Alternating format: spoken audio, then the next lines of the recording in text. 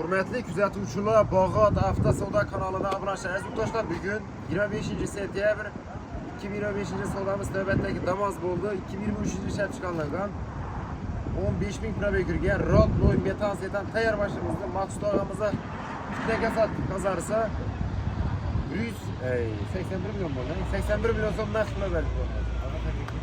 Davlatga xayrli bo'lsin.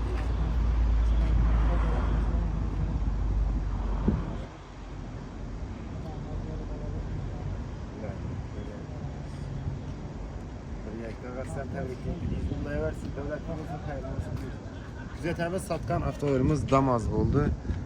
23-yil 15 ming yurgan Rodnoy metan setan tayyor mashinamiz ketdi. Rodnoy 81 million. Az yurtdoshlar kelsanizlar shunday zo'r chiroyli senalarda mashinalar ko'p, avtokredit, barter naqd bir asosida kelib mashinalarimizni xarid qila olasizlar.